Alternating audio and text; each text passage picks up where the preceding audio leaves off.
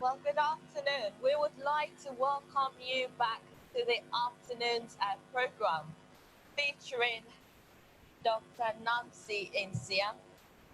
So, as we said at the end of the morning service, the session is going to be based around how we can support resilience as Black people or Black professionals.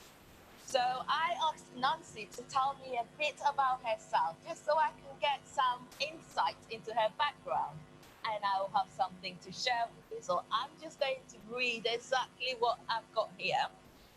So Dr. Nancy is a clinical psychologist who also has a passion for improving accessibility of psychological therapies for Black, Asian, and minority ethnic communities.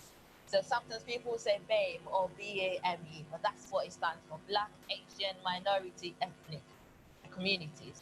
So this interest motivated her thesis, I guess, for uni on the topic where she investigated the help-seeking behaviors and coping strategies of male Nigerian international students. In fact, I would like to ask you more questions, Nancy, as to why you picked a male Nigerian international student. But Dr. Insia served as the primary clinical psychologist at Great Ormond Street Hospital. Heading the International Private Patient IPP division, which comprises of children and their families who have immigrated to London from the Middle East, specifically for the treatment of acute, chronic, and life-limiting conditions. Dr. Insia has spoken on panels about the importance of cultural sensitivity and diversity being embedded in the culture of the workplace and within clinical practice. She was previously the London Region Equality and Diversity Lead within Rethink Mental Illness and Charity. So yeah, today's event will be exploring the experience of being a Black employee within a predominantly white organization in the wake of recent events, conversations about racial inequalities, and other topics which has, I guess, become the focus. And so, specifically, how can we support resilience as a Black professional? And hopefully the talk will offer practical strategies on supporting our mental well-being and productivity at work. I'll just hand you over now to Dr. Nancy Insia, who will delve a bit more deeply into what I've shared with you. And of course, we invite you to post comments, ask questions, and share your ideas. Hopefully we'll all benefit from this session. Thank you, Dr. Nancy. Over. Hi, everybody. I hope you can hear me well. Yes? So I know we're streaming across several different platforms. So the hope is, as much as possible, we can try to make this an interactive session. So I will send a link out soon where people are able to type their comments, and we can hopefully see it all on one board to be able to kind of get some of the experiences together. I did this workshop. I've done it a few times actually, but I've done this workshop with Dr. Grace also, who has been able to support around some of the additional strategies about how you raise concerns within the workplace. So why are we talking about this? Why is this even a topic? I think with everything going on with regards to following George Floyd's death, there was now a push to start to think about the impact of racial inequalities across the board. And even more so when you're hearing organizations step up and say, we're donating money to this organization, we're going to challenge it in this way. And this is a context, or this is a space where previously you wouldn't usually talk about race in the workplace. It'll be brushed under the carpet, or you wouldn't talk about sexuality, or you wouldn't talk about faith. You know, these are topics that usually are considered quite divisive, as in people can have quite conflicting opinions. And so they usually encourage us, don't talk about that. Let's not talk about that in the workplace. But now, because of what's happened, this is at the forefront, this is on the table. And so the discussions are there. Equally, maybe your organization hasn't said anything. And for some people, that can be just as painful in knowing that they're having to witness everything that's going on in the world, everything that is highlighting just how much racism is still there. And yet they're expected to go on business as usual within their organizations. So the idea of this workshop is to be able to support your resilience. And when I say support your resilience, it's not to say that we ourselves need to overcome and change everything with regards to racism. It's about the context, knowing that even if nothing changes for a while, even if it takes a long time, how do we strengthen ourselves? How do we make sure we're able to show up, still earn our money, and be able to do so in a way that helps us to be psychologically minded, productive, and just mentally well? So that's the purpose of this interactive workshop. Hopefully we can get it interactive, because I can only see a few people in Zoom. And so I'm gonna put the slides up and we're gonna have a conversation. Right. So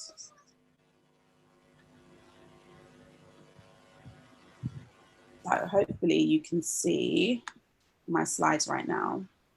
Can I just get confirmation from someone that you can see slides? Yeah, I can see them. Thank you, Grace. Okay, so when people experience racism, whether it's in the everyday world and they're walking around or being stopped by police or followed in the shops or whatever it might be, when it comes to the workplace, it becomes a little bit more tricky, because we still turn up to work, we still show up every day. We are thinking about the higher purpose, the bigger goal of earning our money, providing for our families, for ourselves.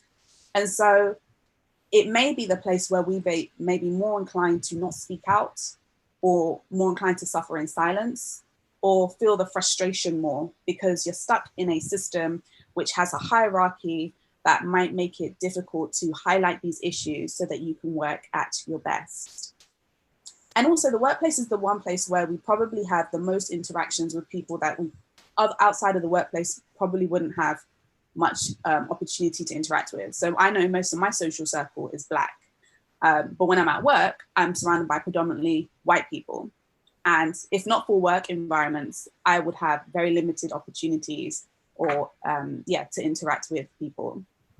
And so it's a place where you're almost confronted with difference.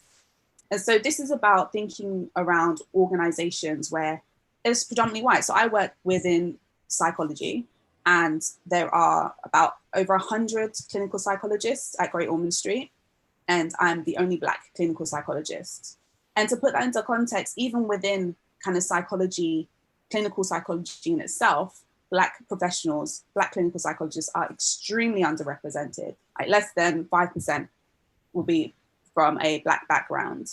And so I just want us to keep in mind, if you are working within an organization where you're the minority, this is what this workshop is targeted towards you. But generally, these tips are around supporting your resilience with regards to race conversations. So if Arnold or Kwesi, if you could send the link out for Menti. What I want to first do is to get an understanding of what are the challenges of being a Black professional within a predominantly white workplace. What comes to mind? So what I'm going to do is I'm going to open up a new slide. And hopefully you guys will be able to see this.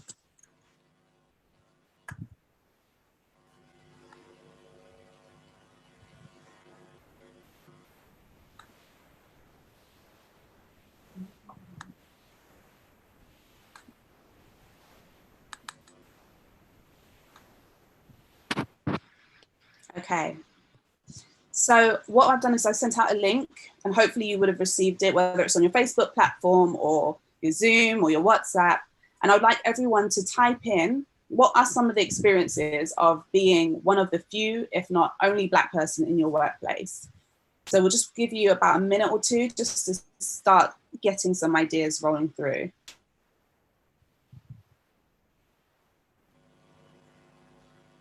Isolation, yep. And it's okay if somebody has already written down what you have experienced. It just kind of highlights how common that experience might be. Having to act white. Mm-hmm.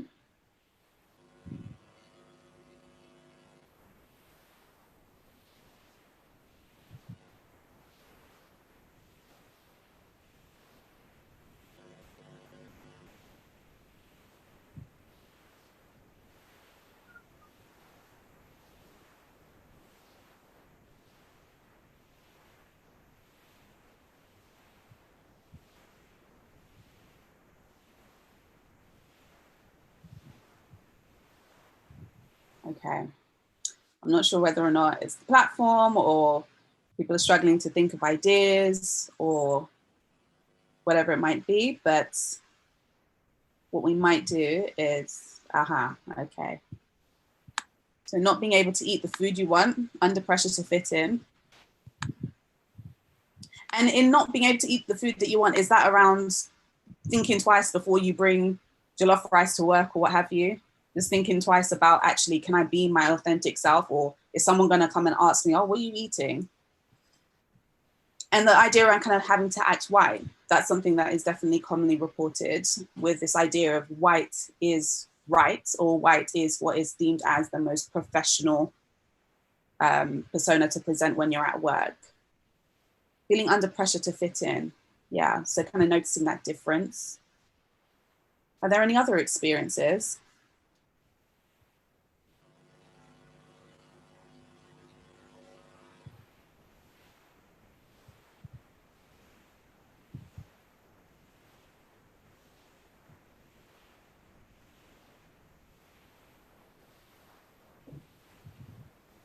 Okay, so let's go to what the research says. One moment.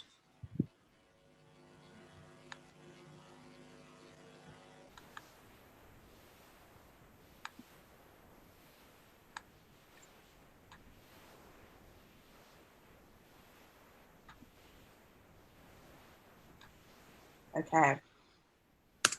So just like what people have shared, there is definitely an idea of kind of feeling different and noticing that difference. But even more so, research talks about this idea of how racism has transformed. Now, most people know what an explicit racist act is. For example, someone calling you the N-word, someone coming and kind of racially profiling you.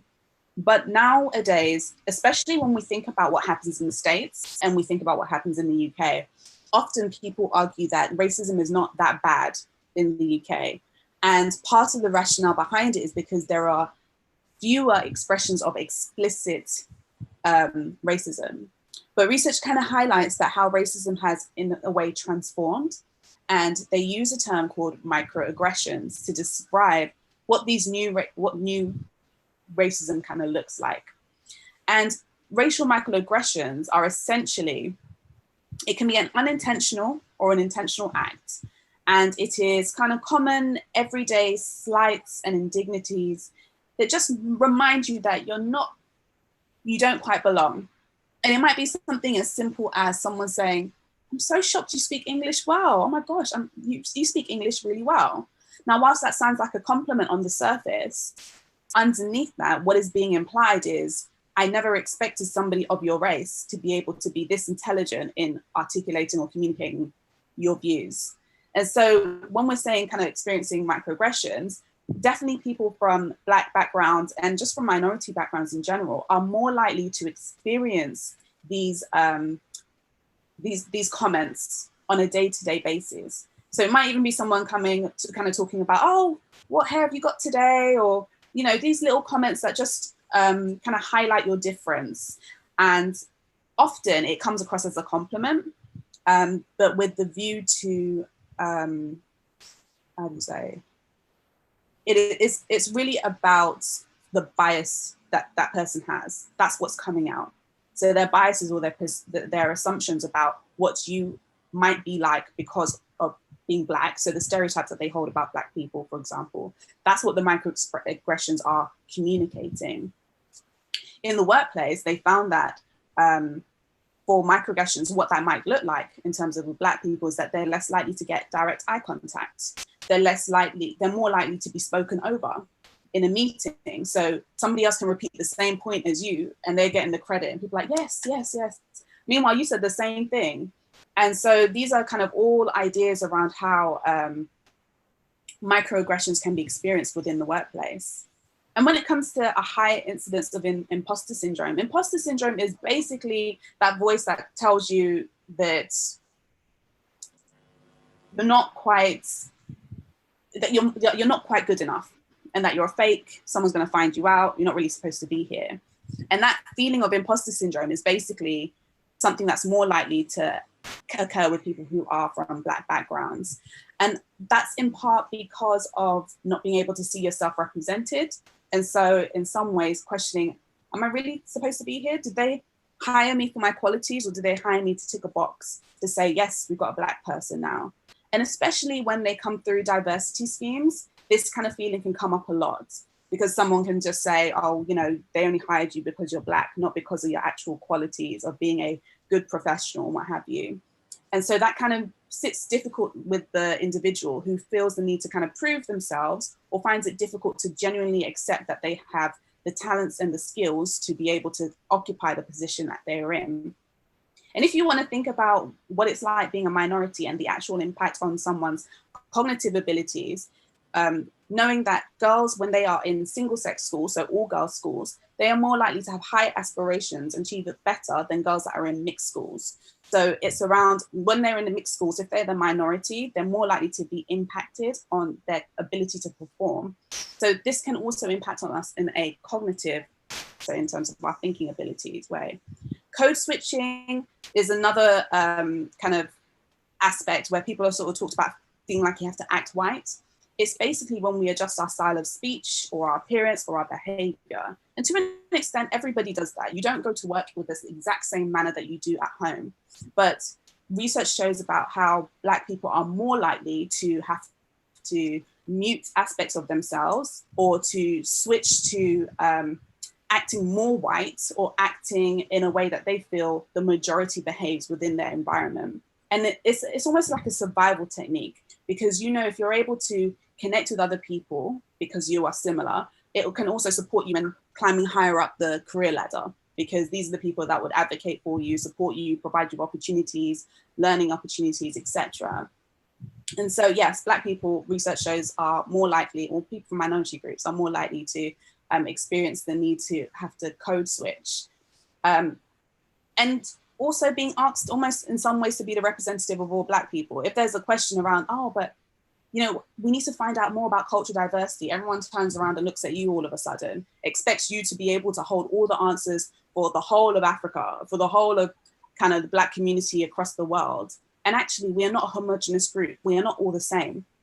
Even within the Ghanaian community, even within the London Ghana Church, even within your own family, you are not all the same. And so we can only speak up for our own views, but when you are a minority within that majority group, there is more pressure for some people. They feel more pressure to take on a role where they have to speak up on behalf of all Black people.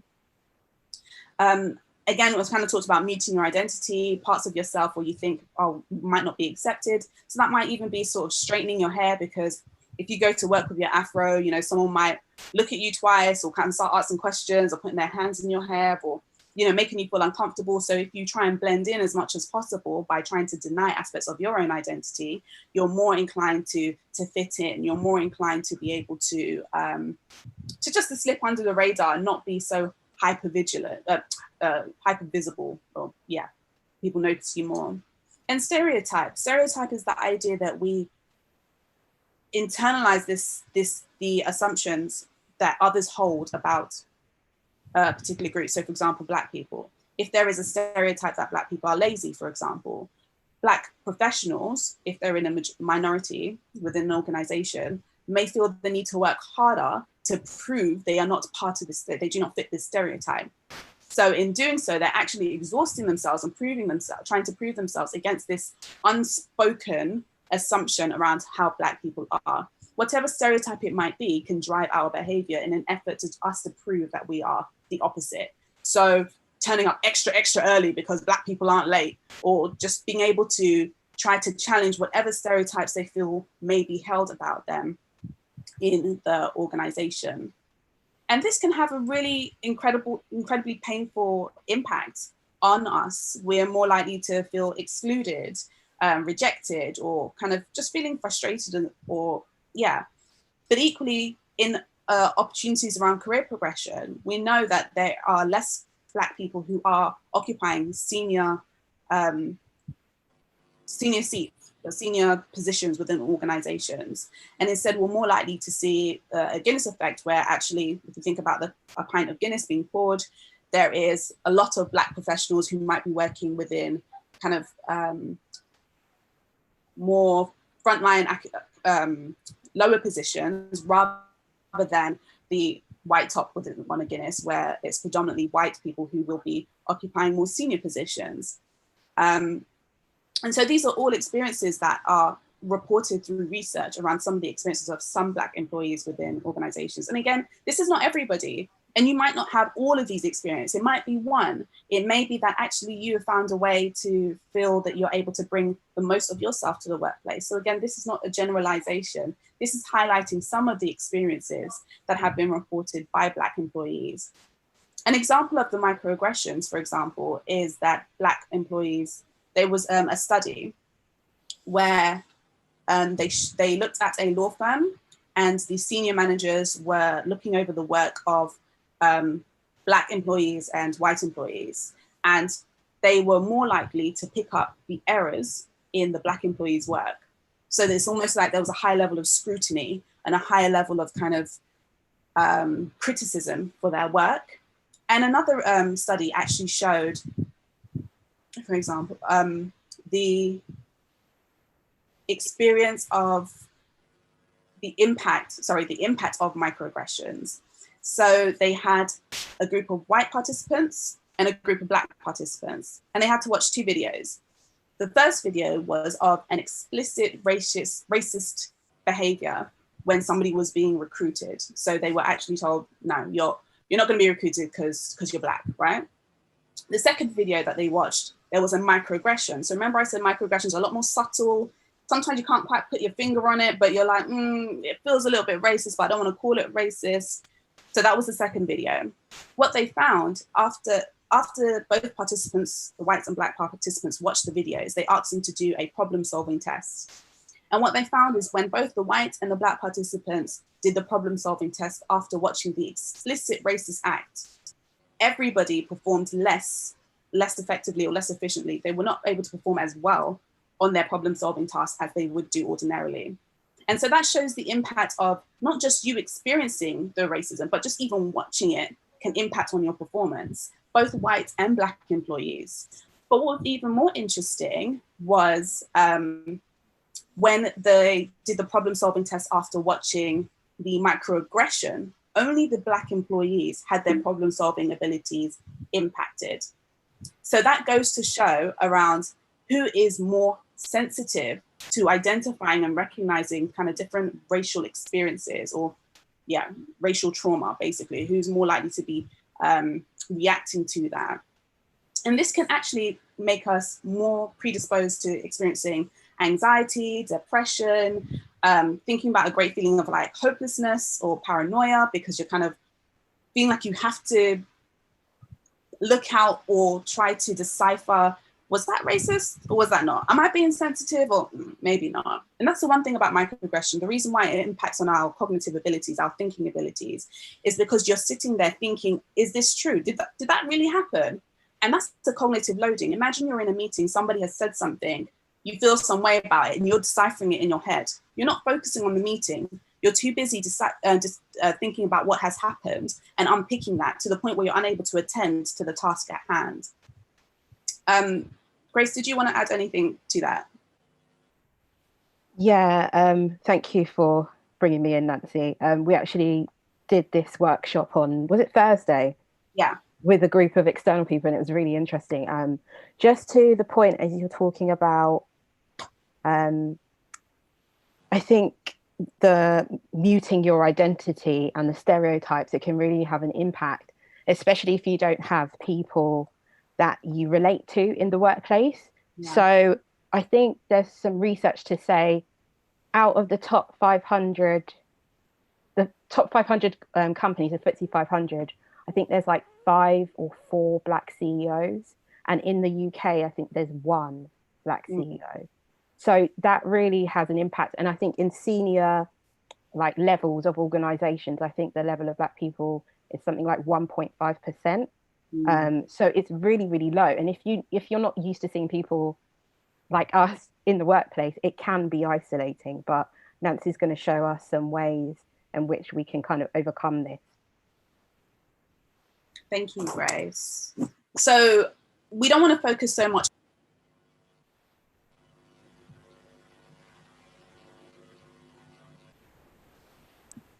Hi, thank you so much, Grace. So what we're going to do is we're going to move on to the resilience part. How do you, with all of this going on in your workplace, how do you show up? How do you stay strong? How do you bounce back? How do you make sure that you're able to efficiently work at the best of your ability? And just thinking about the definition of resilience as a process where we adapt when we are facing adversities, when we're experiencing trauma or tragedy, and it can cause us a significant stress. So it's our ability to be able to kind of bounce back from these difficulties and to be able to kind of just show up and still kind of get through life in the most effective and efficient way. And there are 4 key areas that I'm hoping we can pick up on: self-care, identity, values, and community. And so these are 4 different components that we are going to spend time just kind of breaking down about how that can support your resilience within the workplace. I start off with self-care, and it sounds like such a cliche thing, especially for us clinical psychologists to say, but you really cannot show up for anybody. You cannot do anything or function well if you are not looking after your body and your mind. So self-care is essential. And you may not call it self-care. You might call it resilience. You might call it looking after yourself. You might call it well-being. You might call it healing. So think about the different terms, because self-care in itself can be quite a Eurocentric term. And I think a lot of people, if they think about their relationship to that sort of word, they might be like, oh, I don't know if I do anything that's self-care, or I don't have time to do self-care, or we just don't do self-care. And I was thinking about how we connect with ideas around what self-care means to us. And I thought about growing up, for some people in their house, Sunday, you can chill, you can relax, you can sleep in. Not in my house. You're lazy. You're lazy if you're sleeping, if you're not finding something to do. This idea that you have to always be busy, you always have to do something, you always have to be achieving something or productive, and actually that you can only deserve rest if you are exhausted. And so that shaped my relationship with self-care practices. It means I was only likely to practice things that would help me to feel better or help me to relax if I have exhausted myself. And that would show up in my schoolwork, that would show up in my work in my workplace, where I would be doing, I would just be going hard at it. I would just be working harder and harder to the point where I'm just like, oh, annual leave. Oh, I forgot I had annual leave to take, right? And self-care is something that encompasses our physical, our mental, and our spiritual. So you can think about physical self-care, and this will be different for everybody. So for my husband, he loves the gym. I would never, I cannot. That's punishment. I could not go to the gym. But for him, he feels better when he comes from the gym. He has those endorphins, and he feels like, yes, he's achieved something. He's been able to relax. He's been able to unwind. Me, I'm happy to chill with Netflix, and that's my self-care. But thinking about an intentional self-care plan is really important, because you need to be able to identify what are the signs my body tells me when I'm flagging, when I'm struggling. Not to wait until you are there. It's a bit like a traffic light system, right? So green, you're all good. Yellow, you're getting the warning. So it's a little bit like, okay, are you aware you're starting to get lots of headaches, for example? Are you aware that your tolerance for people is shorter? Are you aware that you are becoming, you're missing lunches and that you are losing weight? Rather than waiting until you're red and burnt out, and then you can't show up for anybody. And I always use this example around these two men who are cutting piles of wood. So they each have an axe, and they're cutting and cutting and cutting. And then there is a point where their axes start to become quite blunt. And one of them says, I've got all these logs to get through. I'm going to keep cutting. I'm going to keep cutting. And he consistently just keeps cutting through the logs. The other one says, I'm going to stop. I'm going to go and I'm going to sharpen my axe, and then I'm going to come back. Yes, it's going to take time. It's going to take time for me to share. I'll probably be keeping going, and they might be in a different position for me. But when they actually come back from sharpening their axe, they get through the rest of the logs of wood in a more efficient manner and quicker than the person who kept going with the blunt axe. The purpose of that analogy is to show you about the benefits of self-care. You are able to recharge, to recuperate, to reset, and come back and work better and stronger. And self-care practices are really important because they are essentially the training ground to your resilience. It is what keeps you strong. It is what helps you to be able to buffer against the physiological effects, the psychological effects, and the spiritual impact of being in an organization where you may experience this great sense of being the other, or racism, or just feeling excluded. So really to be intentional about thinking about ways that you can exercise self-care. And spiritual self-care could be as simple as praying. It could be journaling, writing a letter to God. It could just be sitting in nature. It could be whatever it is that connects with you about what makes you feel recharged, reset, invigorated, what helps you to feel, like you've been able to have peace. And it's about self-care being a priority. There's definitely a narrative within the Black community around, for example, the strong Black woman. Like you just have to be doing everything. You've got to be the mother, the wife, the this, the that, and everything else, and you're last on that list. But actually, if you don't take the time to care for yourself, you have nothing to give to anybody else. The saying that you cannot pour from an empty cup. Fill your cup. Find acts of self-care that help you to feel recharged and stronger so that you are able to show up at work. This quote by Audre Lorde, who says, caring for myself is not self-indulgence, it's self-preservation. It is an act of political warfare.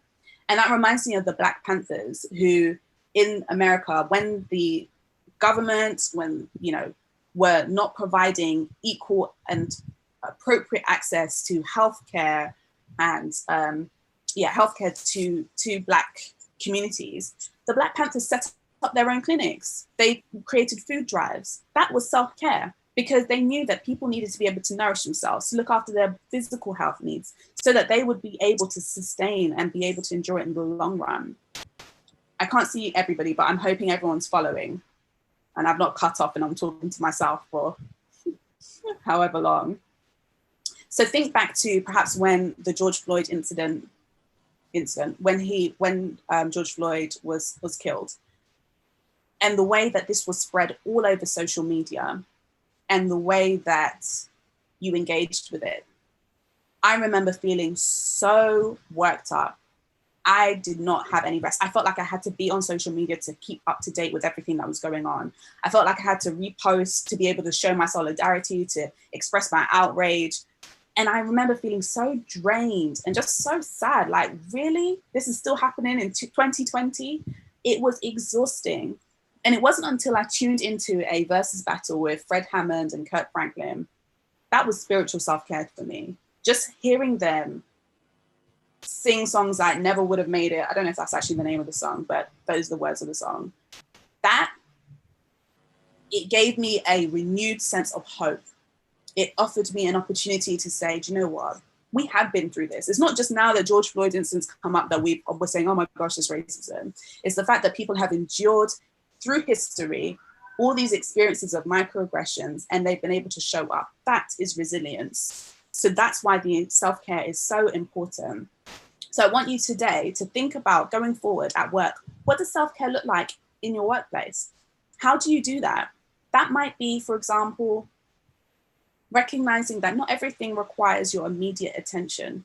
You know, when those emails are pinging through, someone wants to send you WhatsApp messages, you feel there's almost a sense of you need to respond urgently. You need to respond. Listen, if something's an emergency, someone will call you for one. I know people don't call on telephones too much, but if something's an emergency, that's how they'll get in touch with you. Being able to pace yourself, being able to have moments within your workplace, like just having a break. Do you know how many people miss their breaks? Of course, some people, they will use 20 hours and use their break. That's a different person. I don't know who that is. But for some people, they will work all throughout and not take a single break throughout the day. For lunch, they'll just probably have like a biscuit or something crazy like that. And that's it. That's their self-care throughout the day. Be intentional about building self-care within your work day so that you are able to recharge, come back to work, refreshed, refilled, take your annual leave, use the resources that are there and available, or debrief with a friend, if that's the case, you know, something that will help you to be able to show up better for work. Grace, do you want to add anything to that? But thank you for that. I just think that when we talk about self-care, I think our church does it quite well in terms of a lot of people get their self-care, they get their respite when we were able to meet face-to-face and come to church. That's the day where you don't have to go to work, you don't have to answer any emails, you don't have to talk to anyone that you don't want to talk to, and you're a bit more in an environment that's much more comfortable. So that's definitely one thing. So obviously at the moment, we're not getting that face-to-face interaction, but tuning in online. Another thing that I know I've done is sometimes at work, it gets quite stressful, or there's people that you don't want to talk to, or someone's winding you up. And just take yourself away, go to the toilet, have a bit of a quick prayer, get yourself together, or telling people that you don't have time to do things at the moment, but you'll get onto it at a later date, just to give yourself that time to think. Sometimes people are on you all the time. We know that many people working, for example, in the healthcare setting, and healthcare settings are inherently very stressful. That if there is a moment where you can step away or build it into your day-to-day shift or night shifts, try and do that as often as possible. Absolutely. And even just thinking about when you was mentioning around healthcare, I can be running from meeting to meeting, you know, just like a headless chicken, to the point where I'm like, I didn't even realize all that time went away. Being able to identify a physical space within your organization, within your workplace, where you can just go, whether it's, so we have a garden that not many people know about at Great Ormond Street. That's where I go to, even if it is just for 2 minutes, just to breathe. Oh my goodness, people underestimate the impact of a really good deep breathing exercise. It just feels very cathartic. It is a great way to be able to kind of relax your body, to be able to soothe anxieties, to be able to calm you down, especially if you've experienced a microaggression, especially if somebody has said something to you that makes you feel, being able to stop, breathe before you respond can actually help you to be able to distance yourself from the overwhelming emotion and wanting to react and speak in anger, and rather being able to step back so that you can just say, okay, let me process this. It's okay if you take a minute. That's absolutely okay. It is essential for us to be exercising self-care.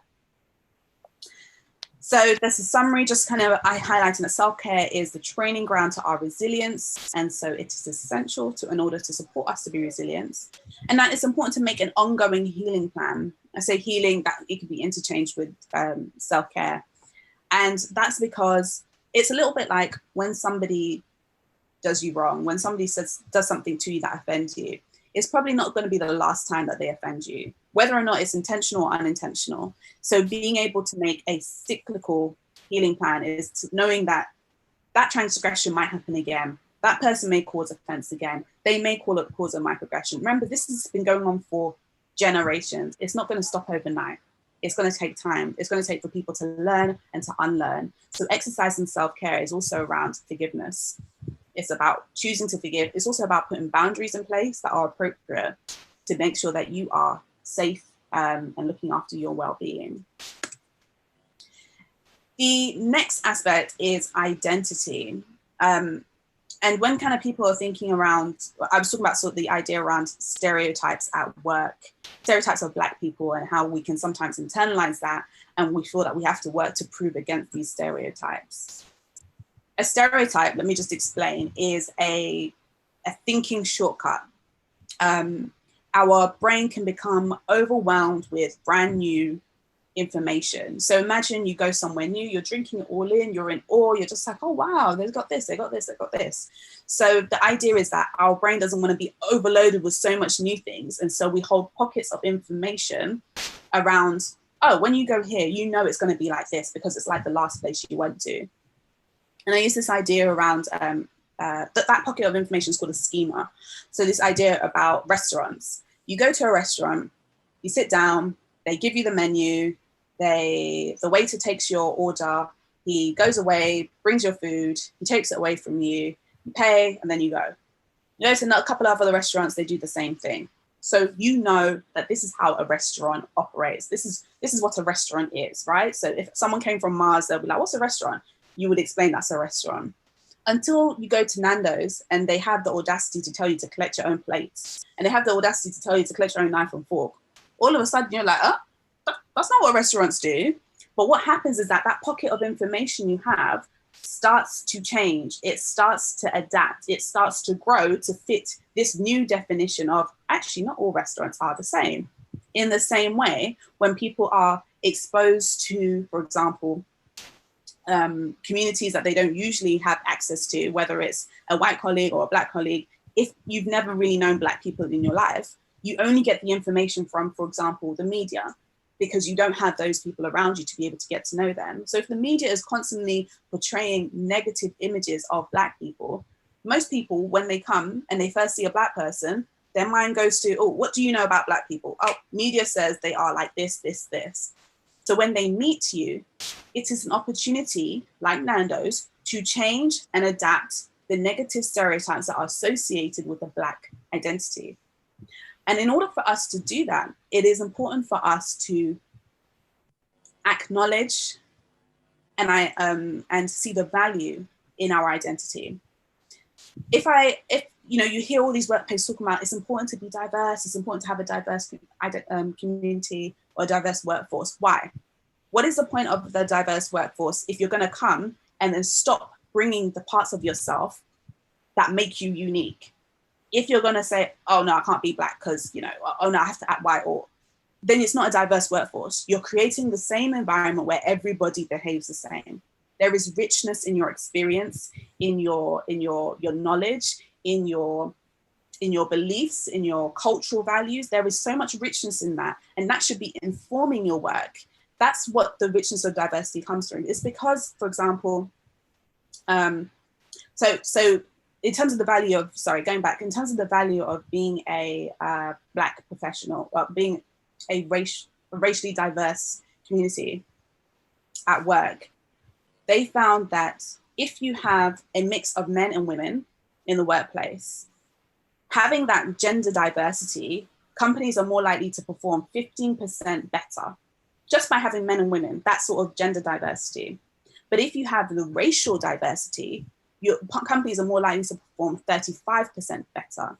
But that does not mean people come in and being like, oh, I'm just going to act like everybody else. The idea is around the diversity of thought. You are able to look through your lens, which is colored by your experiences, your faiths, your beliefs, etc. And in bringing yourself, you are able to create more, have more creative ideas. You're able to bring some novel ideas that actually, if the room was all the same and everyone was thinking the same, they never would have thought about those ideas. So there is value in your identity. And you may not identify as just being Black, because we are more than that. And that's sadly what racism does. Racism kind of stops us from being able to acknowledge that we have other aspects of our identity. It reduces us to just, oh, you're Black.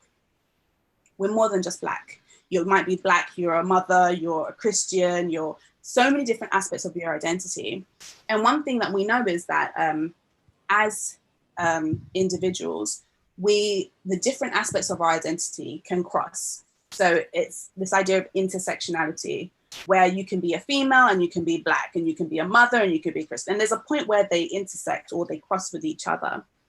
And each of these identities can give you a level of privilege or make you more likely to feel oppressed or more marginalized. So for example, if a man and a woman, both Black, walking down the street, the police may be more inclined to stop the Black man. That means the Black woman, by virtue of her being female, even though they're both Black, she has been afforded a certain level of privilege. I hope that makes sense. This is so hard without seeing people's faces, okay? So in some way, and it may not feel like privilege, but actually what happens is that you're treated slightly different because you're female. In the workplace, we know that there is a gender pay gap. We know that research talks about women just being less likely to be taken seriously within the workplace and having to kind of be more assertive within the workplace to be able to get their voice heard. So that's where the intersection of being a female might make it more challenging at work. And when you are female and Black on top of that, you've got that intersection of race and gender that you have to contend with. So knowing that you are multiple aspects of, you've got multiple identities can also help you to connect with your peers. If you're feeling isolated at work, remember that even if you are just the only Black person and everyone else is white, not right, what other aspects can you connect with that individual on? Perhaps they're also a mother, perhaps they're also a Christian. Are there other aspects of your identity that you can connect with that person on? This will help to buffer against this sense of isolation, of feeling like I'm the only one, because that's exactly what the media does. When the media portrays an image around on the news about Black boys, they will just reduce them to, oh, Black boys. They won't talk about the fact that they are students, or won't talk about the fact that they are somebody's son, or, you know, they remove all those aspects of the identity and reduce it to the most basic factor. And what that does is that dehumanizes the person, because all you see them is as one factor. And so then you start saying all Black people are the same, all white people are the same, when you realize that actually they're a mother just like me. George Floyd is a father just like me. When you start to connect with that, you start to realize the humanness in them and the humanness that you connect with. So recognizing your value within the workplace is about identifying, remembering why you're unique, remembering your multiple identities and how that adds value to your professional work. So for example, if you are a Black teacher, you may be able to better connect with the Black students. That's the added value that you have. Black teachers are also more likely to work in pupil referral units, the one place where pupils who have been, referred to these organizations to, receive sort of an adapted sort of educational plan. Having a Black teacher might make the difference between them having hope that things can be different and work towards it versus not having anyone around them. So if there's value in your identity and being Black amongst all the other aspects of your identity, show up and own that identity. When it comes to Black healthcare professionals, if you can understand the person's belief systems, their values, etc., the organization, the hospital, the healthcare service are able to better provide care for them. Because we know that if you know, for example, in your community, they're more likely to pray as a way of healing rather than to go to the doctor. When doctors get together and they have a Black doctor or a Christian doctor who's there, and they start to understand that, they can start to think, well, how can we support them with this? How can we, it's about developing more of an understanding. Otherwise, everyone is limited to box thinking, and that's not what we want. There was an example on Twitter with a Black doctor that walked in with his white colleagues, and they were assessing a Black man who previously they had told him he had stroke, I think. I can never remember this one. And so this guy was sitting there, and he just kind of had like a confused look on his face. And the white doctor was like, so yeah, okay, I think I've explained it all, that's fine. And he walks out, but the Black doctor just felt, the way this guy's face was, he didn't get it. And this is a life-changing diagnosis because it turns out he had MS. So the Black doctor walks back into the room and then says, do you know what the doctor was talking about? The Black patient was like, you know what? I had no idea what that man was talking about. I don't even know. He just all of a sudden was able to feel free enough to express himself as a Black patient. This offered the Black doctor an opportunity to say, don't worry, let me explain it to you. This is such a simple thing, but to be able to see somebody that looks like you offers an opportunity to connect. So that Black doctor doing that allowed him to be able to explain to this Black patient what his diagnosis was, how this will impact on his life, ways that he can be looking after each other, answering the questions that that Black patient had. And it was because of his ability to connect as being Black, bringing himself there. And that's actually an example of when he was kind of code switching to the benefit of being able to break away from what is this professional identity to be able to connect on a human level with this patient. And so there's studies that kind of show that when you embrace your own culture, it will buffer against self-doubt about, and that women who, for example, who are Black can draw on collective self-esteem. So if you're connecting to your identity of I'm Black or I'm Ghanaian or I'm African, that you can feel proud of that aspect of your identity. And that can help buffer against self-doubt because you know who you are. It's like I always say, if someone comes and says, oh, Joe, and they're calling me Joe, I'm like, that's not my name. So you don't respond to that. So when someone is projecting a negative stereotype about, oh, I know what you are because, you know, all Black people I know are like so on and so on, their biases, you can buffer against that because you say, I know my identity. You know who God has called you to be. You know your name. And so you're less likely to be able to internalize the negative stereotypes that you experience within the workplace.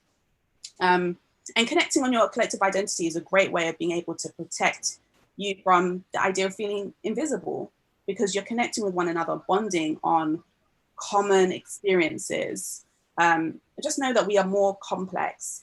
And, you know, around this time we'll do an exercise, just asking people to think about ways that we can thicken the stories around our strengths in our identity.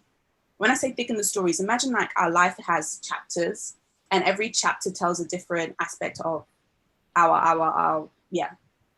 different aspect of our lives. We notice that sometimes when we ask someone to talk about their life, the amount of time they will spend talking about the negative things that have happened can be so much more than the positive things that have happened. Being able to thicken the stories, to be able to really flesh out those positive things in your identity, your life experience, can help to strengthen you, to help to buffer against some of the effects of racial trauma and be able to allow you to just show up and to own and be proud and therefore work in line with that. In an efficient way.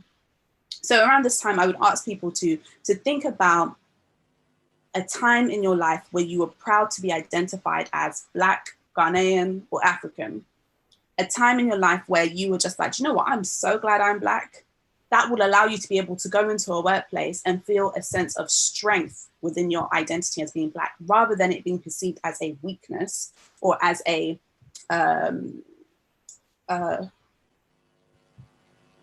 another word for weakness, insert here.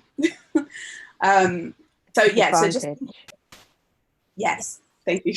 Thank you, Grace. Yeah, so it's really important about thinking about that. So for example, it might be, and also if you can't think of those experiences yourself in your own life, draw on the experiences of other people around you, other people in history, draw on a cartoon, whatever it might be, people in the Bible, you know, whatever it might be, you draw on those experiences. So I talk about the times in my life where I remember I'm just like, oh, I'm so glad, you know, I'm being Black in terms of identifying with things outside of me. When Obama was president, it was enriching to be able to say there's a Black president of the United States. I don't live in the United States, but I was proud of that moment. And it enriched my experience of being able to say, yeah, I'm proud. You know, we can achieve that. That gives you something to work towards. And when Black Panther came out, I know Sabbath, but it's right. When Black Panther came out, it was a really enriching moment for me. It was a way to be able to see Black people presented on TV in a way that was empowering and not send 5p to be able to donate to blah, blah, blah, because that is not the narrative of Black people. That is a narrative of a minority of Black people. And so it can't be, it was being able to connect with a rich experience, and that helped to create a sense of joy around being Black or Ghanaian or African. And the reason why I'm saying kind of Ghanaian or Africans, when we did when I did this presentation with some girls who have immigrated over from Ghana to the UK, they were saying, I don't really think of myself as Black. Like everybody in Ghana is Black. So you don't really differentiate yourself between Black. You might say you're Akan, you're this, you're that. You might differentiate in terms of the tribe that you come from, but we don't really think about Black. It's only when you come to this country and then you realize that you're the minority that you might think about Black. If it's not Black that you're identifying with, it might be that you're African, or that you're an immigrant, or that you're Ghanaian. Whatever aspect of your identity, think about ways that your story can be your story about how you are proud to be Black, what you've overcome as a result of it, but also what strengths you have. So it doesn't have to always be oh my gosh, it's because I overcame this kind of, you know, testimony sort of thing. It could literally just be, I'm Black, I'm proud because of this, I'm proud because of that, whatever it happens, whether it's in your workplace or in your personal life or experience. And so this will help you to buffer against the definitions of Blackness that people can impose on us. Grace, do you want to say something? Yeah, I just wanted to add to that in terms of how we need to also think of how we're more than just our struggle stories. So it's like, we're not just, and I think a lot of people, and I've done it before, where you think of all your hardships that you've been through, especially as a migrant or a second generation or first generation person that lives in the UK. But actually, there's so many things that make us unique, and there's so many things that make us in our workplaces better employees. We're loyal. We work very hard. Ghanaians work very hard all the time. This is why we're talking about self-care.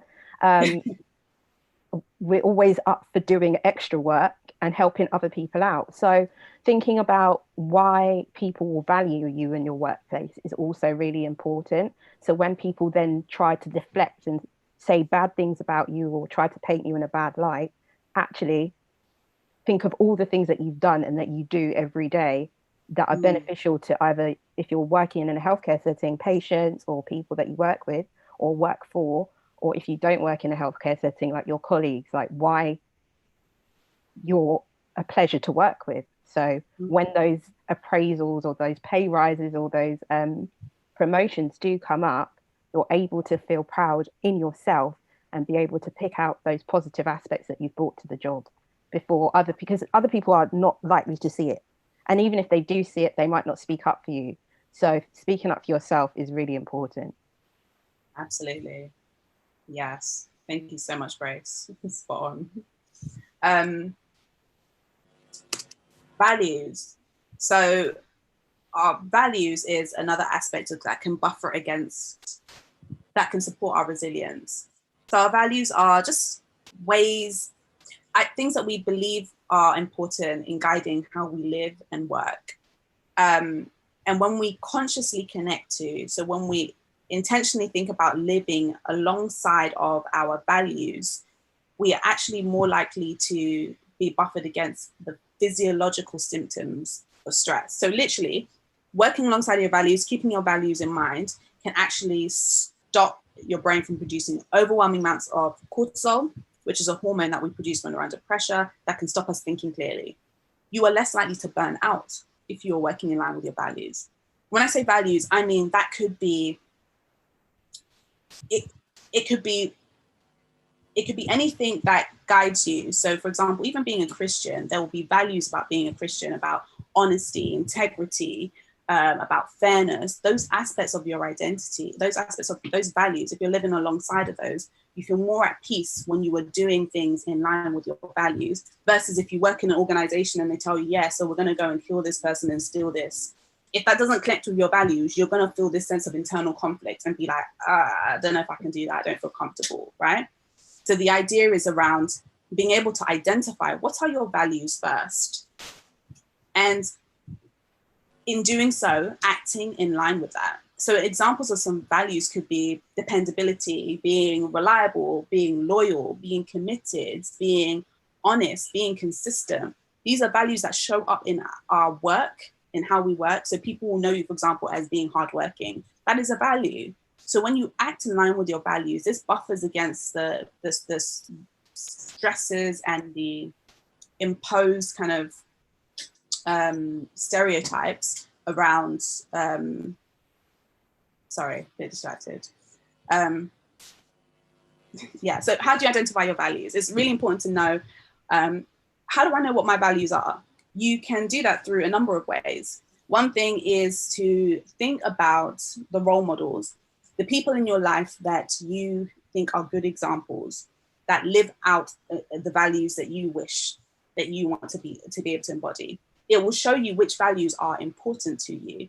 So for example, if you have an uncle who always advocates for the youth, an uncle who always speaks up and speaks the truth, even though it's against tradition or what have you, it's the value of honesty, a value of being able to, of integrity, standing up for truth above everything else. That value will be able to offer a sense of resilience, will strengthen you and be able to buffer against the physiological effects. So bringing that into your work. How can you show the value of integrity within your workplace? If you see something that challenges your values, are you able to speak up against it? Are you able to challenge someone if they do express a microaggression? Another way of thinking about role models, it could be, for example, thinking about a hero. So it could be, what would Martin Luther do in this situation if that was your hero? If he was sitting in this meeting and he heard the racist thing that somebody has just said to you, what would he say? How might he say it? And that value can help to guide us in not just what we do, but how we do it. When we live alongside of our values, we feel more at peace, as opposed to when you're feeling that internal conflict, going, oh, I wish I'd said something, because you know what, it's my value to be honest, and I wasn't honest. And you feel that kind of conflict of, did I betray myself? Did I betray kind of all Black people? You know, we start to catastrophize. But actually, if you live alongside your values, you can say, do you know what I did? I operated in line. I operated in line with my values and my beliefs. And I've just got the Adinkra symbols there because I think, so when I'm in therapy with clients who have an African heritage, as much as possible, we draw on kind of like cultural tools or just ways, ways that they can connect to be able to know that their full identity as a Ghanaian, as African, as whatever, is embraced in part of their healing journey. So it's about, for me, this helps me to connect with the cultural heritage when you're thinking about these values, because the Adinkra symbols are symbolic ways of communicating the wisdoms and the concepts and the ideas that are valued within the Ghanaian community. And so even, for example, if it was a learning disability patient I'm working with, it might just be showing them the picture and say, which one kind of connects to you? Okay, what does this one mean? How do you live in accordance to adaptability one, the one that looks like a turtle, turtle slash supposed to be a crocodile apparently, but yeah. So thinking about deeply meaningful values like bravery or endurance or adaptability are ways to be able to shape and guide your behavior when you might be in conflicting situations at work. And there might be times when you have two highly cherished values. So for example, when I use the example of speaking up at work, if somebody has said something in a meeting maybe it's your manager and they've said a microaggression and you feel really conflicted by it and you feel really hurt by what was said, and the moment passes by and you're just disappointed you never said anything, and you go home and you're just thinking over, so why didn't I say anything? Like, I should have said it because now they're going to think it's okay. Just know that at sometimes certain situations, one value may rise above others. You can have multiple values that can sometimes feel a little bit different, and it's okay where within one context that value increases in its strength or importance. So in that moment, it may have been your value to survive, because actually, can you call out your manager like that in that setting at that moment? The value to survive means that you are able to now survive another day, to be able to think, how do I strategically address this in a way that is professional and respectful, but that articulates my concern so that I am protected in future. So allowing our values to drive our behavior can actually increase our confidence. And it's a key element to knowing who we are, our identity. Grace, did you want to add anything to that?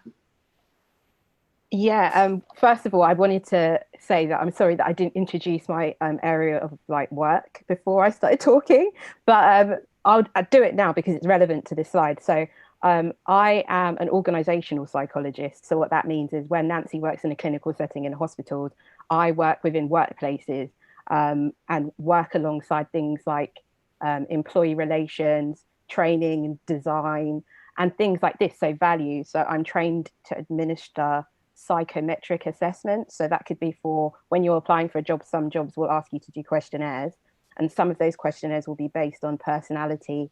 And I've actually been trained in one that assesses values. So it allows you to think of what's important to you as a value, and then you can align that to certain careers or certain organizations that share those values. So it's really important. And you don't have to do a test. You can just list the things down that make you want to do that career. So like I said, I always use healthcare as an example.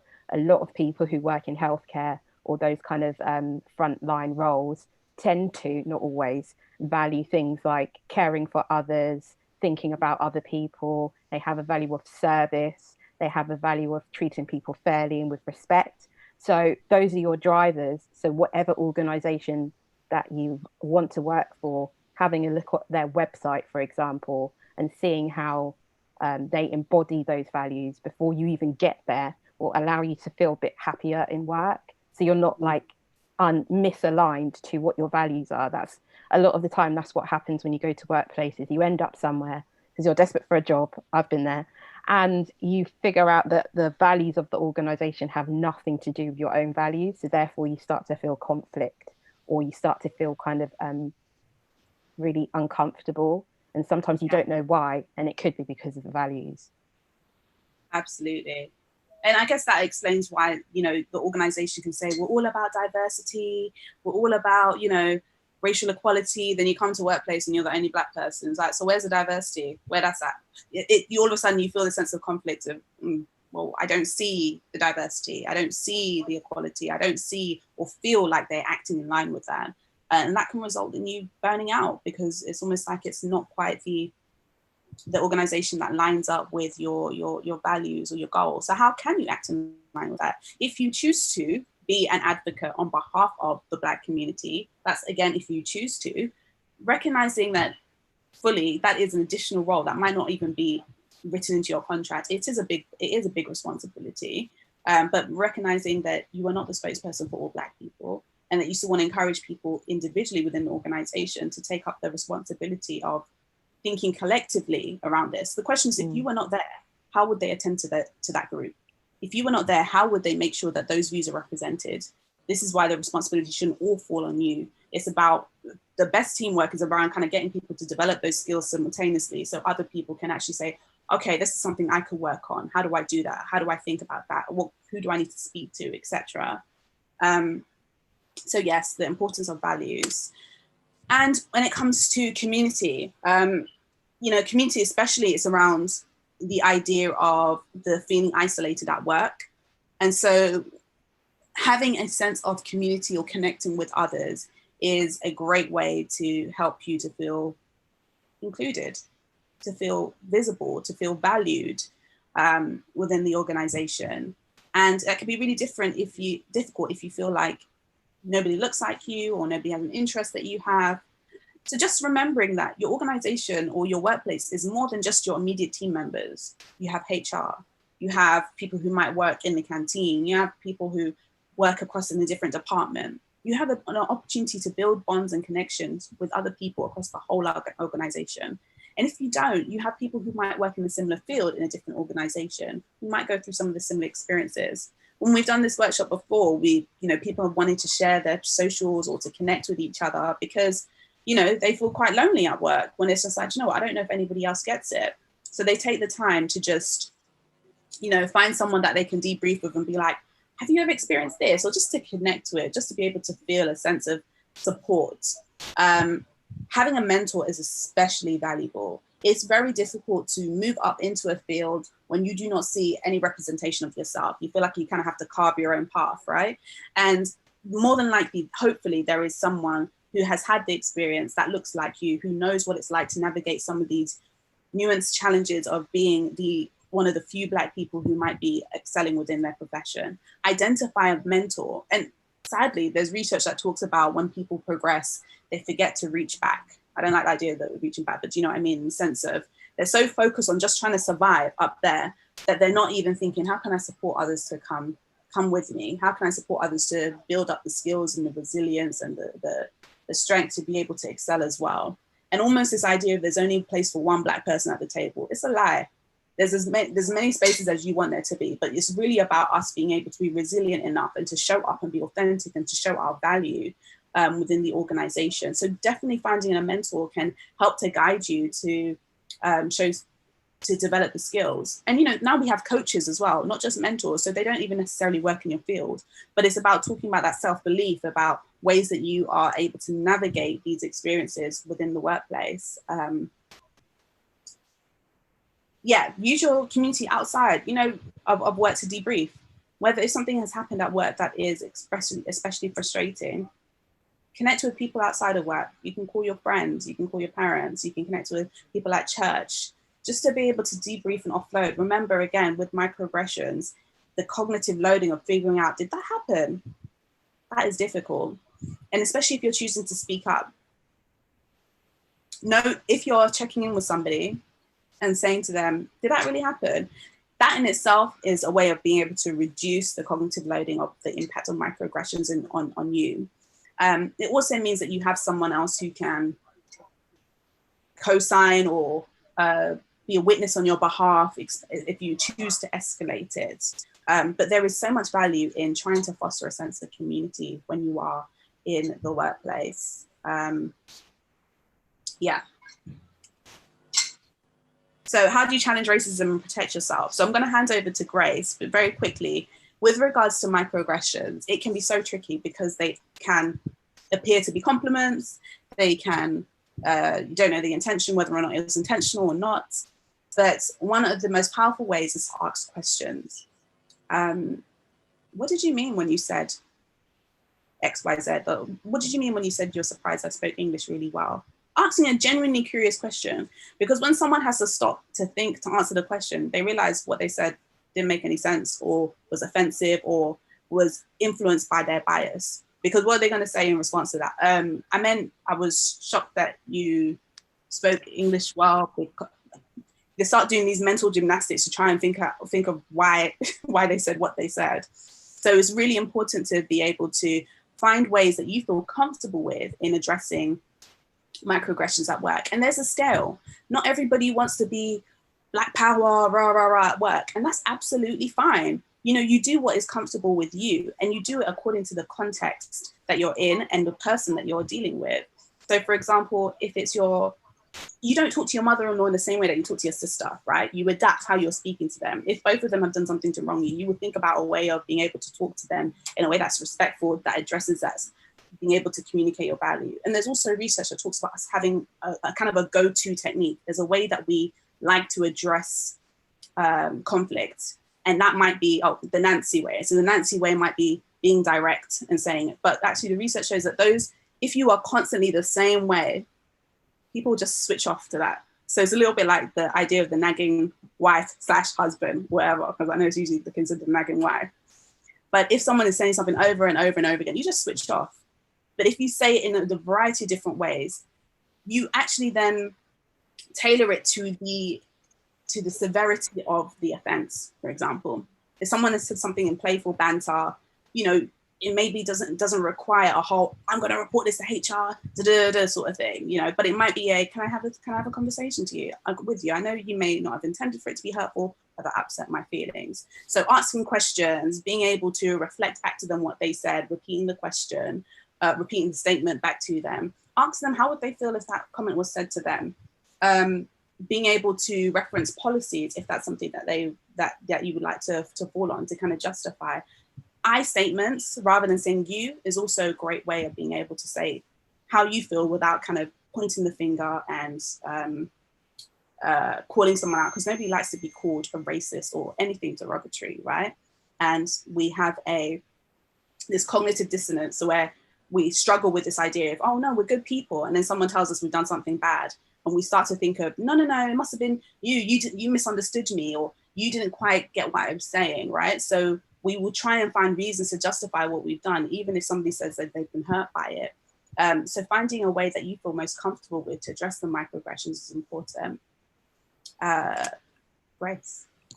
Thank you, Nancy, for that. That was really useful. So what I'm going to do is add just a few bits of information here about the kind of more formal ways that you can address some, if you're having like microaggressions or more explicit racist kind of like bullying or comments at you, what you can do in the workplace. So here I've just got a list of a law that was passed in 2010 called the Equality Act of 2010 that brought together older legislation around equal opportunities.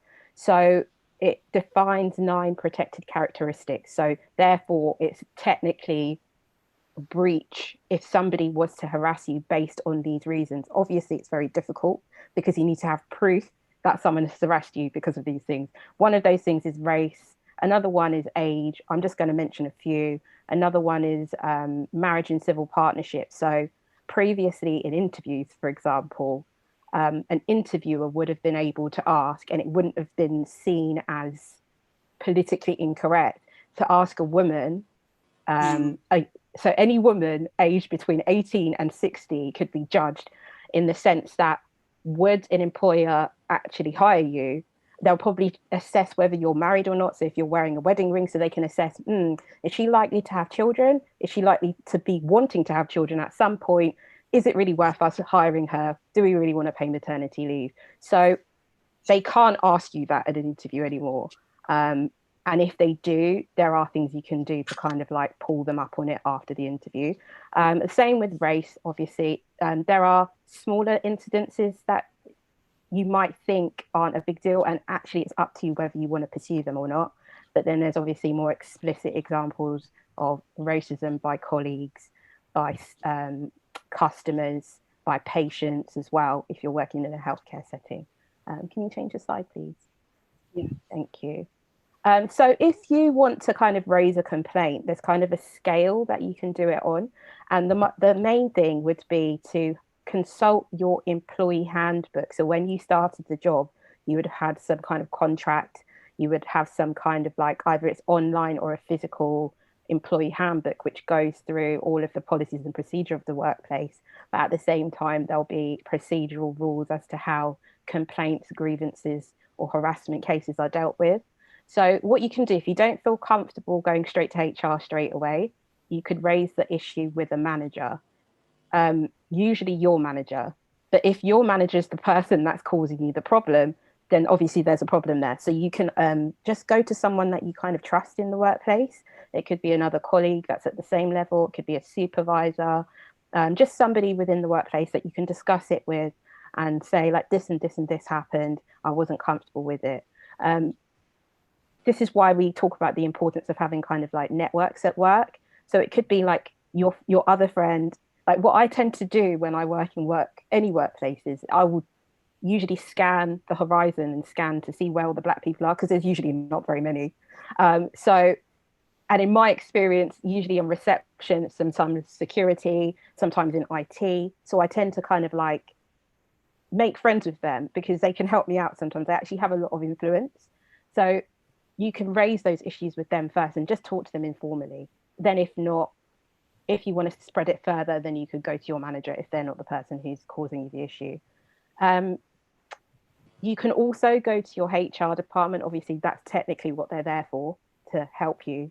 So you usually will have a HR representative for your area that you work in, or a HR advisor that will help you to kind of assess what the procedures are. Another area that I always talk about is if you're not part of a trade union and you are able to join a trade union in your professional workplace, join the trade union. They're really, really helpful in cases of harassment, bullying, racism, anything like that. They tend to be, because they're an external party and their job is, in theory, to fight for the rights of workers. Sometimes they do, well, they're all membership organizations, so there is like a fee involved, but it can range from like £3 a month to like some of the more expensive unions are about £15 a month. But in my experience, they are really helpful in cases like this. Also, you can raise a complaint, like I said, a formal complaint. So if you've spoken to your colleagues, you've spoken to your line manager, you've had kind of, maybe you've spoken to your trade union representative in your workplace, and you want to take it that step further, you can actually go through the procedures to make a formal complaint. And again, that will be explained in your employee handbook. Another way you can raise a complaint is actually somebody else raising the complaint on your behalf. So I was doing a workshop with Black psychologists about 2 weeks ago. I have a meetup group, so we talk about this kind of stuff all the time. And two people, I was shocked. Two people gave me an example of, one woman was being treated really badly by her line manager, but she just was like, I'm going to keep my head down. I'm not going to say anything. Her white colleague that was also working with her was so appalled at the line manager's treatment of her. She raised a formal complaint on her colleague, her Black colleague's behalf, against the line manager. So this is where we're talking about allyship. So who shares your values? Who's got your back at work? They don't have to be Black. They need to just be someone who cares about you and sees when things are not working out well. So definitely somebody else can raise a complaint against that person. And then I'll skip one. And then also somebody else from outside the organization can also raise a complaint against someone treating you badly. So for example, if you work in a healthcare setting, if you work in a customer facing role, a customer, for example, could see that you're being treated badly and then raise that with your manager, for example, or a patient could, if they see that you're also being treated unfairly at work. So it doesn't always have to be yourself, but it's really important. And one thing from this slide that I will just expand upon is we also need to help ourselves as well. Like if you see a minority or a Black person or a fellow Ghanaian and they're being treated badly, I wouldn't go as far to say it's our Christian duty, but I genuinely think it is our duty to help them out, because usually that person is isolated. Obviously, it has to be in line with your values. If they're doing something wrong, obviously, maybe not backing them up publicly, but having a word with them quietly might be a bit appropriate. But in my experience, sometimes at work, the worst perpetrators of bullying and harassment sometimes are the Black people or the other minorities themselves, which can be very confusing. So if you see yourself or see a colleague treated unfairly, as much as possible, try and support them. That doesn't have to be going to raise a complaint on their behalf. It could just be being a listening ear. It could just be going out after work with them. It could just be inviting them to your house to have some jollof rice and eat some fufu. If you know that they're being treated badly and you want to do something but not officially, that could be something you could do. So yeah, can we change the slide, please?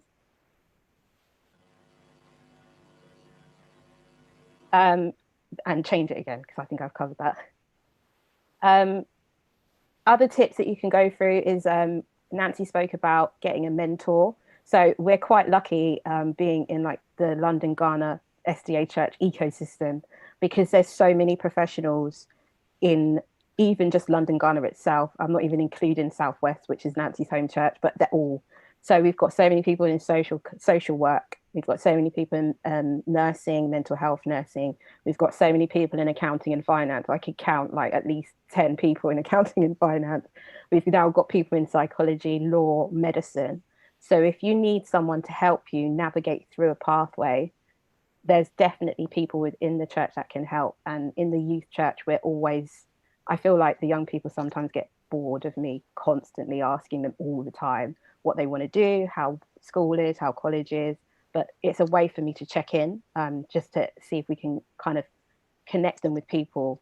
And it doesn't have to just be youth. There's anyone who's not in the youth church, you can come along at any point, but also just connect with people. If you want to find out who's in what profession, we can probably help you out there. Like I said, join a union.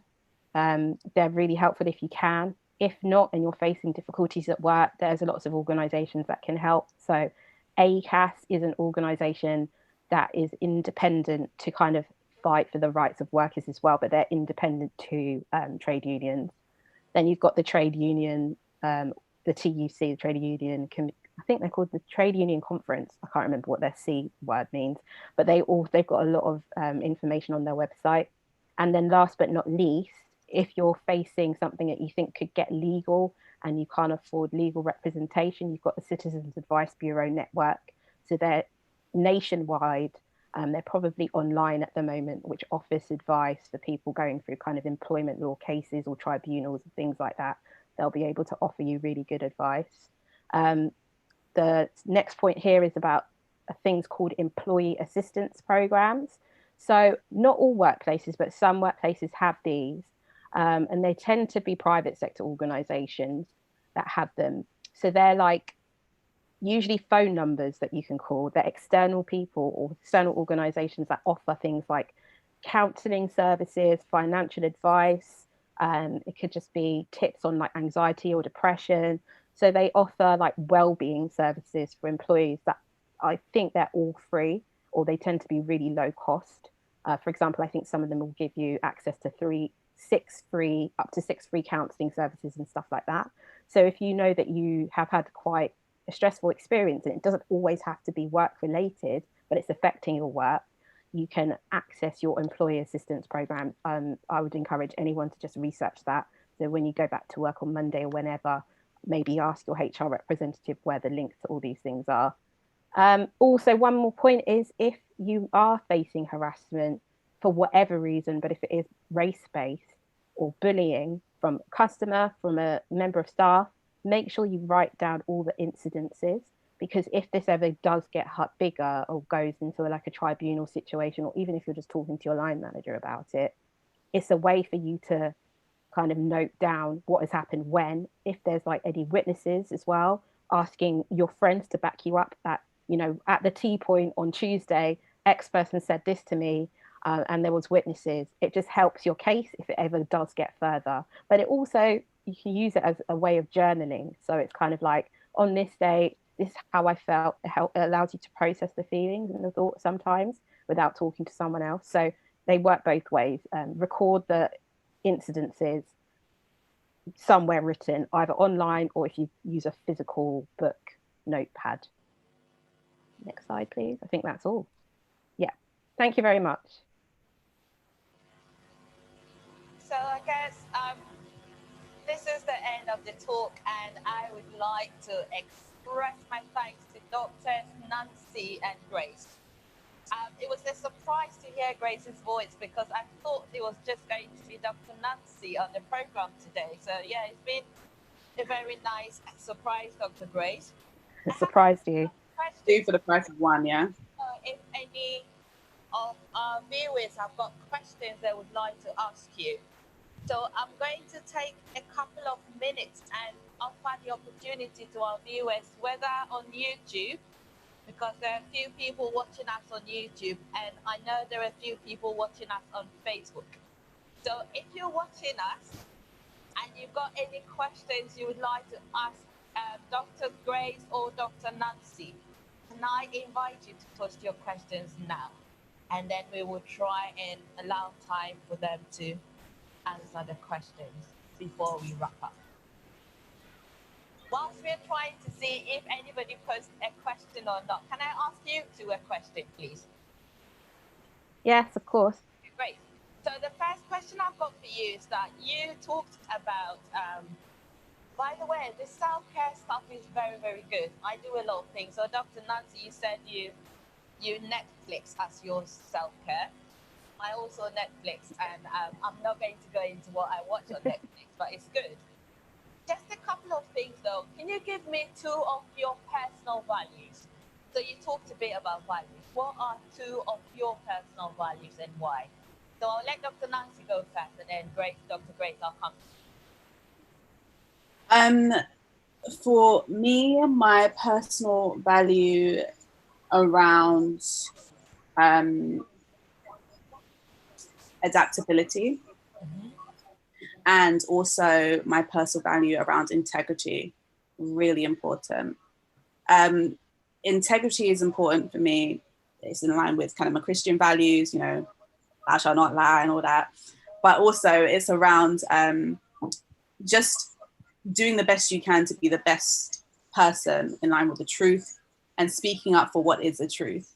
And so I think that's really important at work, when you see anything kind of going on that's not right, or even, just anywhere in my life, basically. But when it comes to adaptability, that is a really important value to me, because I'm trained in a model which was primarily designed by white people to offer therapy to people. And I work with a range of different people, white, Black, Asian, whatever. And so being able to adapt what I know to best serve the people I support is really important. So being adaptable just offers me, for the Adinkra symbol, it's like kind of saying, oh, how a crocodile can live on water and on land at the same time. That's the adaptability kind of value embodied in that Adinkra symbol. But yeah, so adaptability is really important. So, and for me, when you're adaptable, you can be in any environment. So that's why that's an important value for me. Okay. And thank you for sharing that. And Dr. Grace, I'll come to you, and then I'll share some of the comments people have posted on Facebook, which is in line with what I've been thinking about, which I will share with you too in a minute. So Dr. Grace, do you mind sharing with us, if any, a couple of your personal values, please? Thank you for putting me on the spot. No, I'm joking. So one of my values, I would say, is fairness. I tend to get quite upset and angry if I don't see things happening fairly, not just to me, but to other people. So like, if I'm a bystander and I see something that's not correct and it's not directed at me, I'll still feel bad for the person. So I try to be as fair as possible in how I work and how I treat other people. Not always, obviously, everyone's human, but that's what I strive to do. And then another one is probably perseverance, but perseverance, it wasn't a natural value.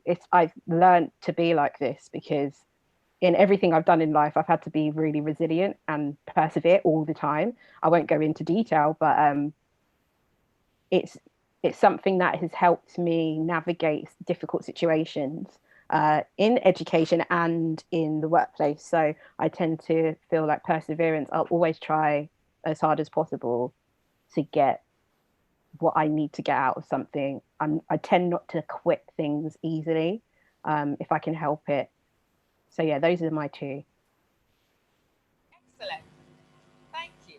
So there's something I've been thinking about, listening to you both. I've had a similar background to you. So Grace, as you know, my background is in organizational development and learning development. And one of the things that I talk about is, because organizational development is usually about culture, it's about change.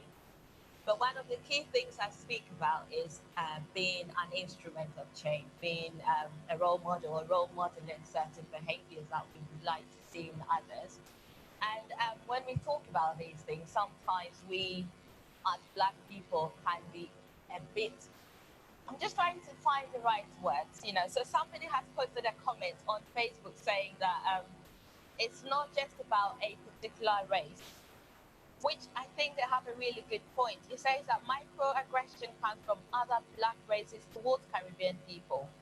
And you know, they can give an example. The world does not revolve around particular races. There is bullying even in the church.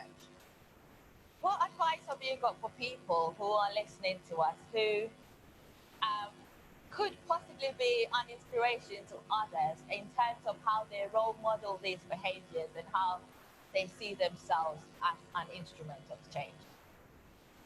Shall I go first, Nancy? Yes, Grace. Oh. Just because I'm unmuted, that's why I didn't. That's a really interesting point.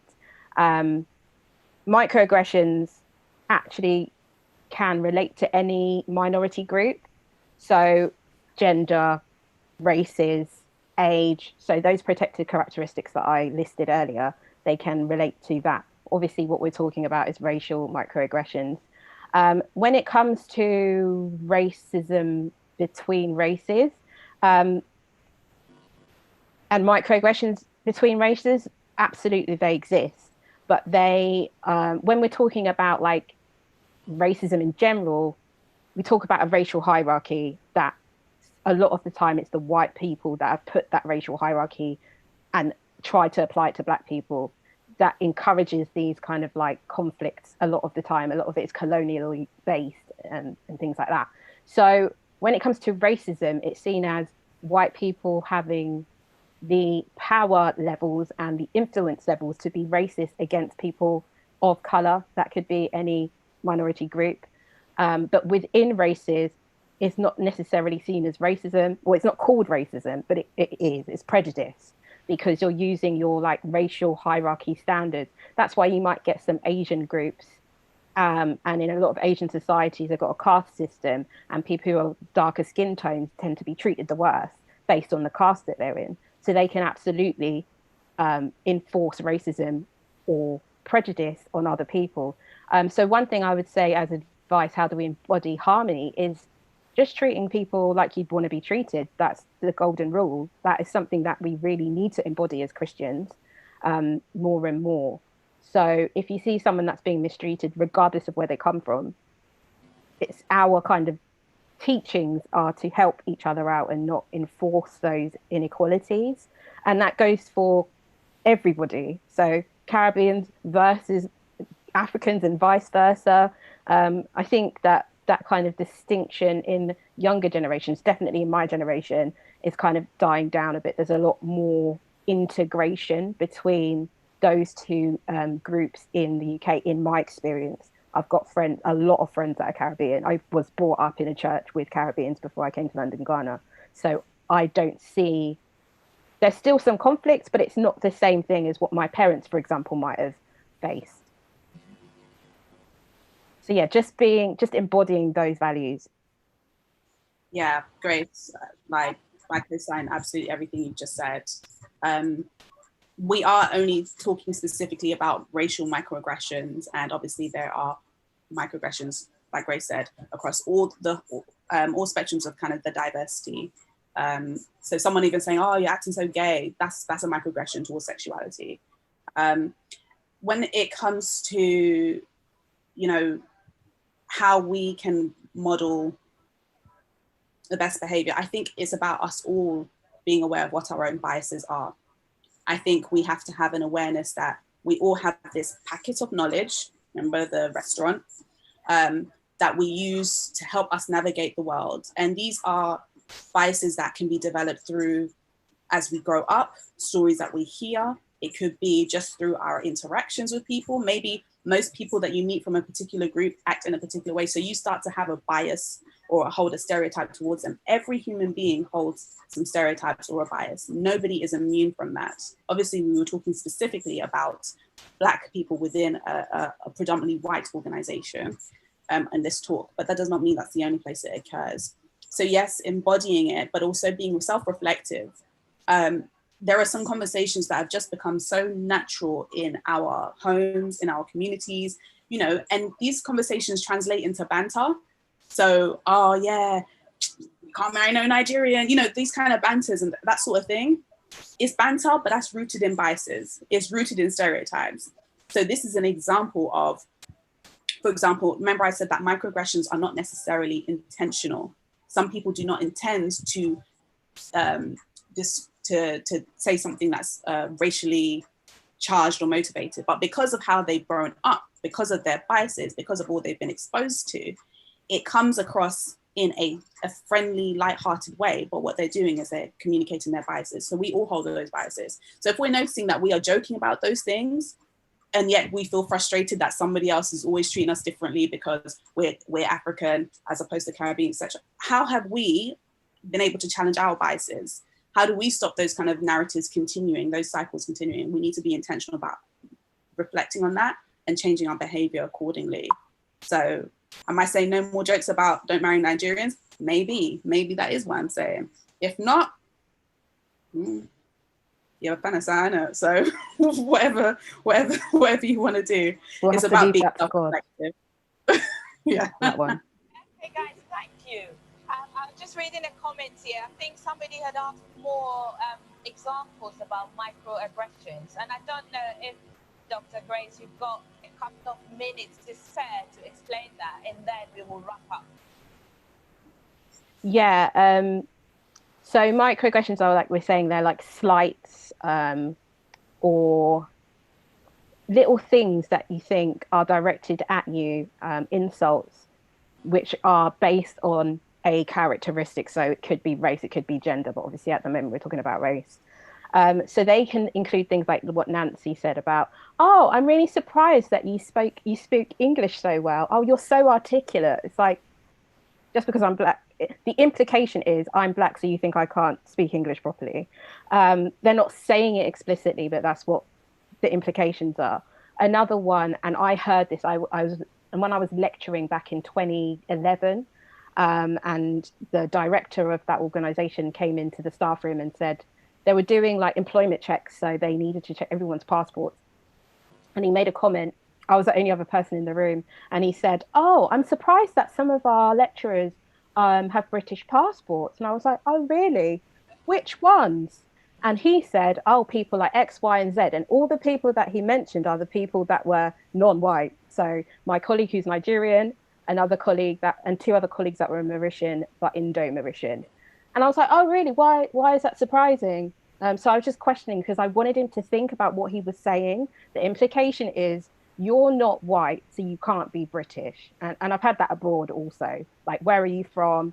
When I was in Malaysia, and the person, I said I was British and I was with my white friend, and he said I couldn't be British because I was black. And yeah, I had to leave the shop because I was really angry. So those kinds of things are what microaggressions are. They don't have to be explicit, like you don't belong here. No one's going to say that to you explicitly, but it's those little things like, oh, what are you eating? Oh, we're all the same. I'm sure a lot of people have heard this at the moment with I don't see color. That comment is rooted in, it's fine. I'd like to not see color either, but I'm black and I don't have any way of erase, like everybody else sees that first. So when you say I don't see color, it implies that you're also erasing that person's experience that they've had a lot of the times, which has not been great. Not always, but sometimes. So you're taking away the layers of identity by saying things like, I don't see color. We're all the same. All lives matter. It's that same kind of erasing of people's experiences and not acknowledging the hardships certain people have gone through. Someone following you in a shop because you're black, like that's a microaggression because the assumption is you're a criminal because you're black. You've not done anything, you've not picked up anything, but for the fact that they're like, this one's going to be a criminal, so let's follow them around. That's a microaggression. Someone that wants to hold their purse away from you because they're like, oh gosh, that person's going to rob me because they're black. That's an example of a microaggression. Or why are you so loud? Why are you so animated? Like these characteristics that you want to associate with stereotypes of black people. Not all black people are the same. You know, you have loud white people, you have loud Asian people. When people are kind of touching your hair or kind of all these little things that, I don't know, we could all write a book about this, I'll tell you. But if anyone wants to ask us any questions offline, feel free. Okay, great. So thank you too. I guess, you know, that debate about who does the best jollof rice out of Ghanaians and Nigerians, would that be classed as a banter or a form of microaggression? I'm going to leave this one to Nancy. No, I'll pass that one to you. I take away, and then we'll just debate it another time. But thank you both very, very, very much. Just lastly, if somebody would like to know more, or they've got questions that they're not too comfortable asking openly, how could they reach you, or how, can they get hold of you guys? It's a good question. You can contact somebody like, and they'll if you can request, actually you could, I was going to say, could they contact the church? Yeah. Forward it on, yeah? Absolutely, yeah, no problem. Great. So thank you both very, very much. I would like to wish you the very best in your various roles and responsibilities as you go about to make a difference to society. To bring this part to a close, I guess not just this part, but the whole day, can I ask Dr. Nancy to pray for us, please? Sure. All right, let's pray. Father Divine, on this, your Sabbath day, we just want to say thank you. Thank you for your bountiful blessings. Thank you for an opportunity to rest. Thank you for the platform to be able to have these discussions on how we care for ourselves. We know that we are fearfully and wonderfully made in your image. And so I pray, Lord, that we connect to the identity that you have called us to be, that we will be able to embody that everywhere we go, that we are representatives of Christ. And we pray, Lord, that any harm that is planned against us in Jesus' name will not prosper. So I pray, Lord, that we take from this discussion what you want us to, the salient points that you want us to embody, embed it in our minds so that when we go forward into the workplace, we are able to work conscientiously and in a way that represents you well. In all that we do, Lord, may we give glory to your mighty name. Amen. Amen. So thank you both, and thank you everyone who has spent the day with us. Those who watched on YouTube, those who watched on Facebook, and our redeemed radio hosted by the Elephant Castle Church. So this is it for the day. Have a fantastic week, and we look forward to worshiping with you again next Sabbath, God willing. Bye-bye for now. Bye. Have a good week. Bye. Bye. Bye, ladies. Bye.